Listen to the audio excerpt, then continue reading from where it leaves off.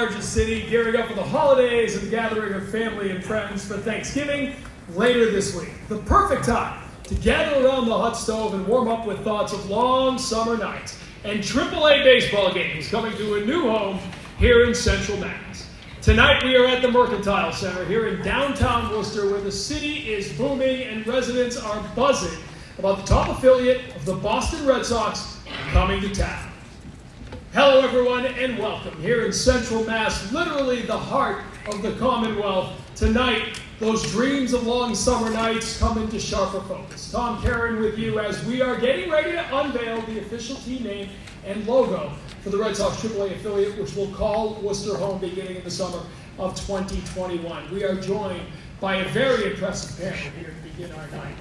Joining us to my left, Rich Gedman, the Worcester native who lived out every New Englander's dream by playing for the Boston Red Sox and pinch hitting his first Major League appearance for Hall of Famer Carl Yastrzemski. You must have been pretty good if they had to sit Yaz down for you to get an at-bat.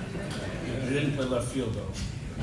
No, you were a catcher, and we'll get into that in a few moments.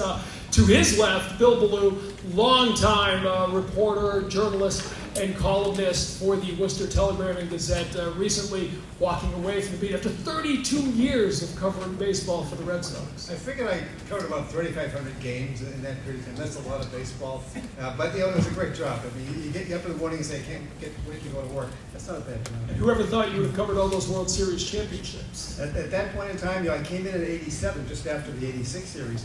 And it's amazing, the Red Sox, all these World Championships in just such a short period of time. All right, we'll talk about what baseball means to Worcester with Rich and Bill, and of course, Dr. Charles Steinberg, president of the AAA affiliate of the Boston Red Sox, and a man who is as excited as anyone to talk about what baseball in Worcester is going to mean. Well, our excitement comes from the city's excitement, and we have felt it all along. And I see it here tonight. It's a standing room only crowd here at the Mercantile Center. Why don't you let everybody know you're here? Let's hear it.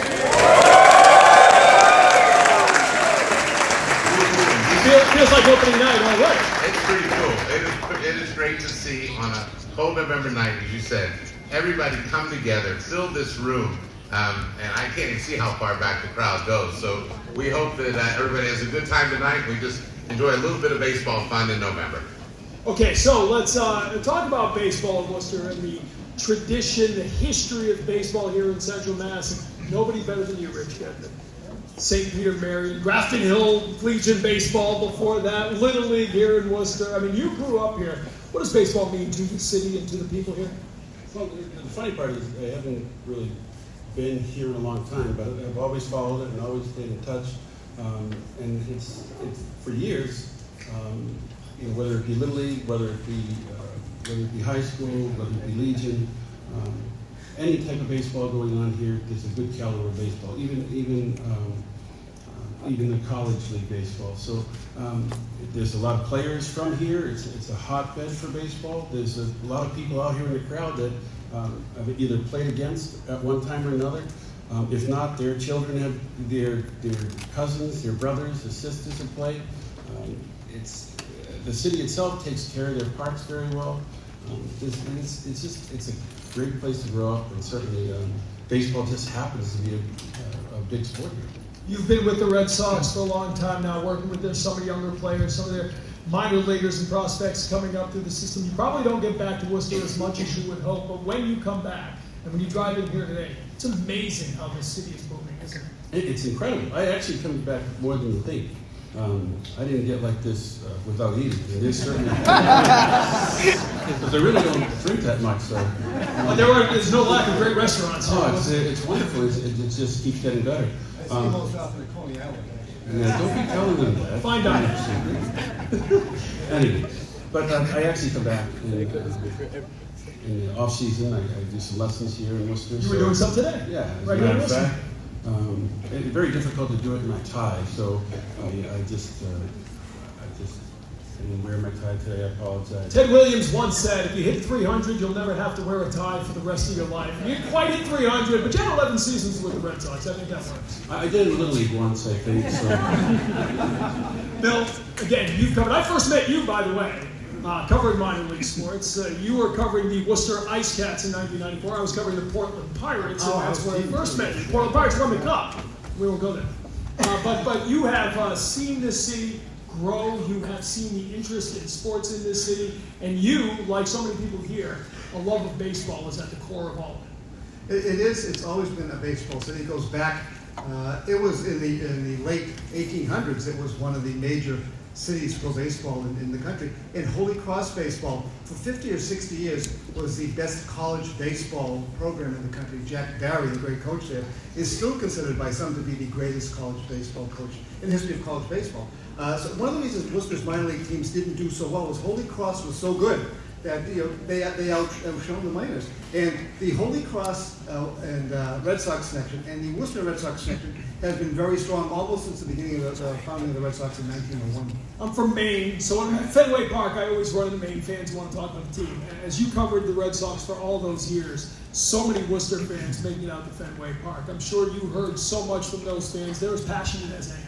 It's interesting, the Telegram, I started in '87 before the internet and email and all that stuff.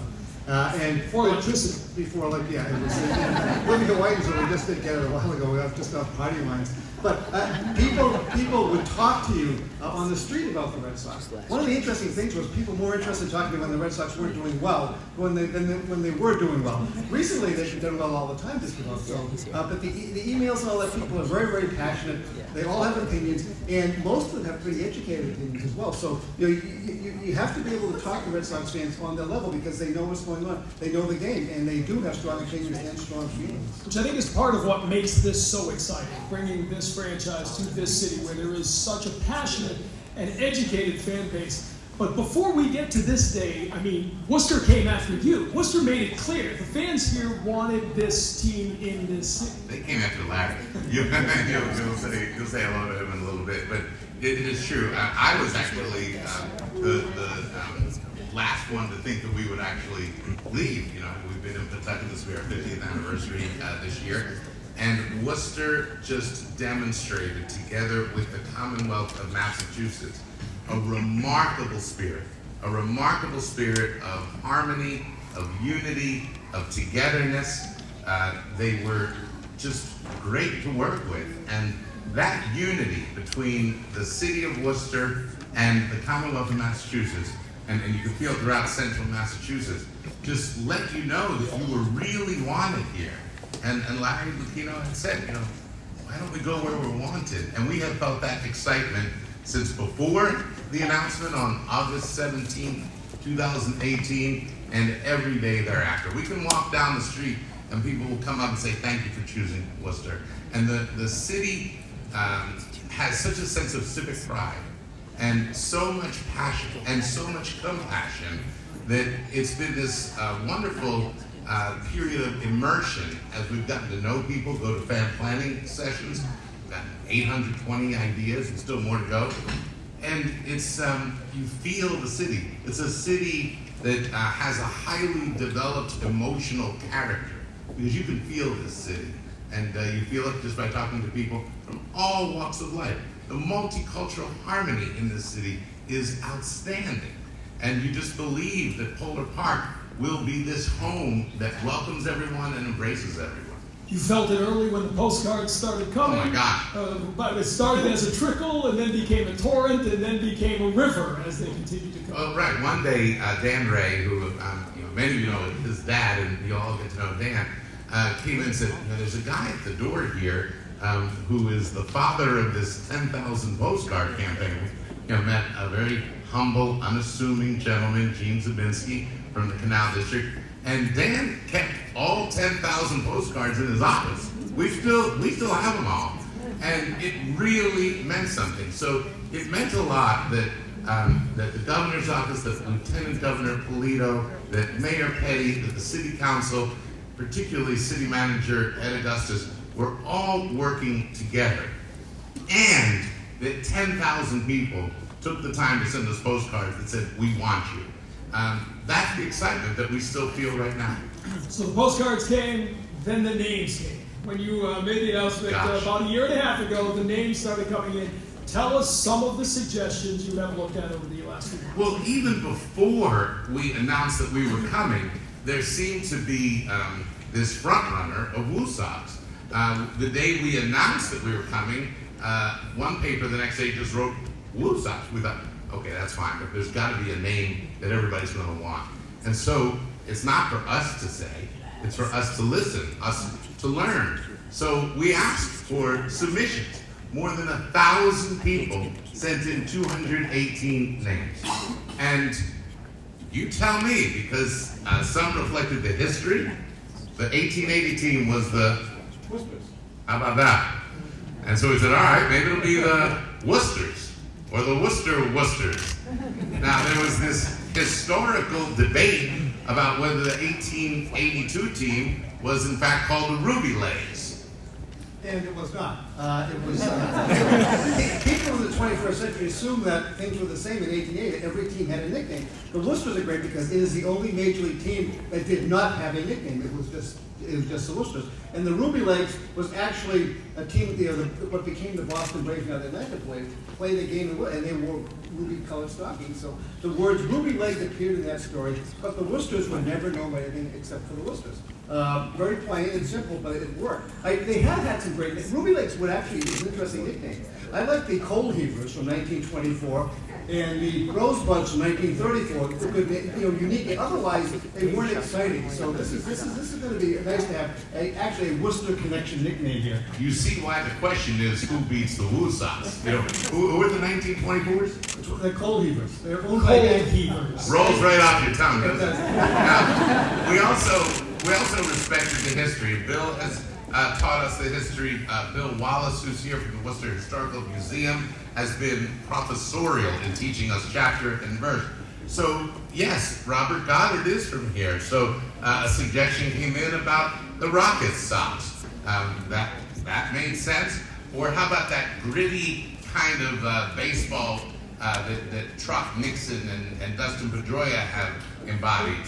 So they said, how about the Dirt Dogs? And then some clever counterpart with a feline feel said, well, how about the Gritty Kitties? And some people said, yeah, I like that. Okay. So the names just poured in from the Diggers and for Holy Cross, the Holy Sox. So we were just listening.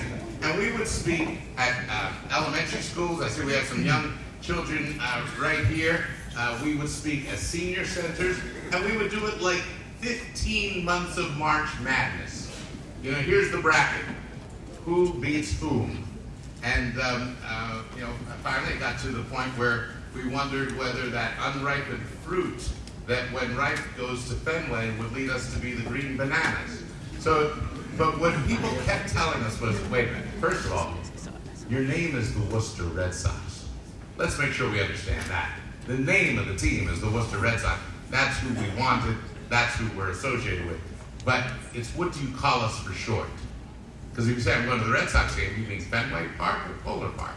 Well, what do you call us for short? And that has led to the question, who beats the WooSox? That's exactly right. Wait, what do you all say? Wait a minute. What do you all say? Who beats the WooSox? Nobody. Okay, the Nobody children have beats the spoken. WooSox. This ballpark is for you. This ball team is for you. It's yours. The WooSox are what we've been calling